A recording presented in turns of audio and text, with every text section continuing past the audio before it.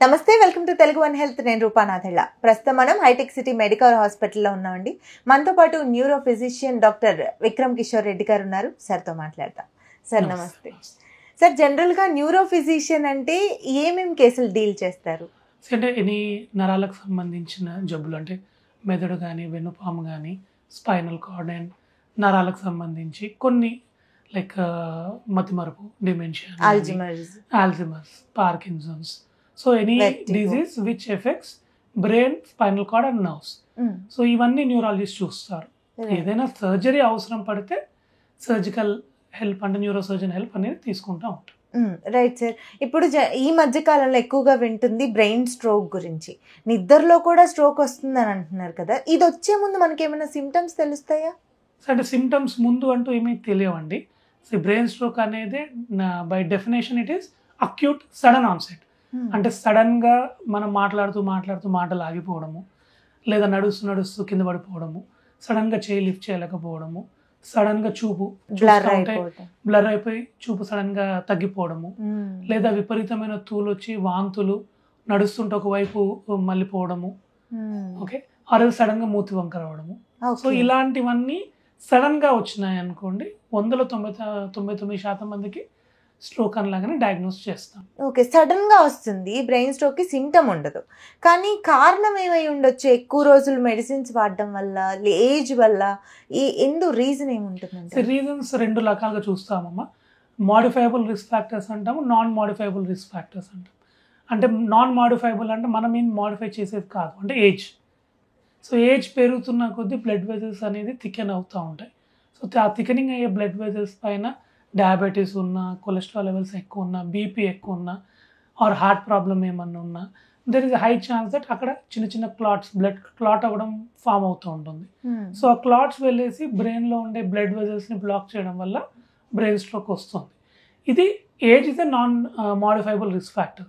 Modifiable risk factors అంటే ఏవైతే ఈ రిస్క్ మన health related risk factors like diabetes కానీ, హైపర్ టెన్షన్ కానీ, ల్యాక్ ఆఫ్ ఎక్సర్సైజ్ కానివ్వండి, smoking, alcohol, dyslipidemia, stress, okay, heart related issues అంటే హార్ట్ అటాక్ రావడము, లేదా హార్ట్ రేట్ ఇర్రెగ్యులారిటీ ఉండడము, వాల్వ్ రిపేర్ అయి ఉండడము, లేదా వాల్వ్ క్లోజ్ అయిపోవడము. సో ఇవన్నీ మోడిఫైబుల్ రిస్క్ ఫ్యాక్టర్స్. అంటే మనం ప్రికాషన్స్ తీసుకుంటే ఈ స్ట్రోక్స్ని ప్రివెంట్ చేసేదానికి అవకాశం ఉంటుంది.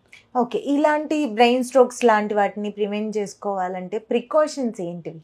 Precautions again healthy life style.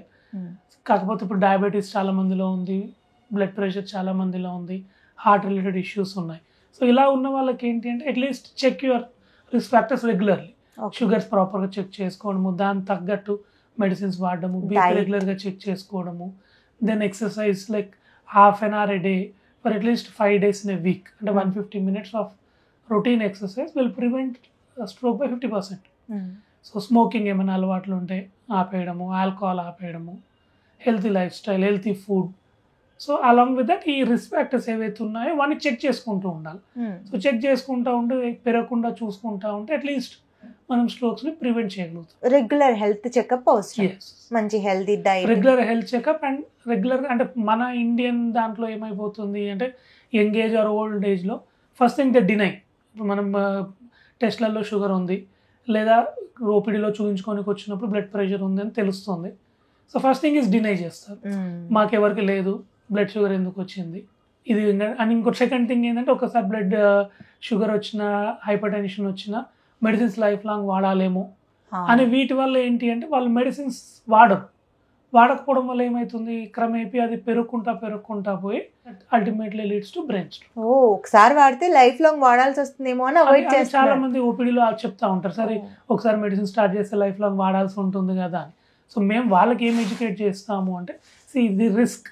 మీరు వాడకుంటే వచ్చే రిస్క్ చాలా ఎక్కువ rather than medicine side effects కంటే. ఓకే. అండ్ మెడిసిన్స్ రెగ్యులర్గా వాడుతున్నప్పుడు కంట్రోల్లో ఉందనుకోండి, మీకు కొంచెం స్ట్రోక్స్ రాకుండా ప్రివెంట్ చేసుకోవడానికి బెటర్గా ఉంటుంది. రైట్.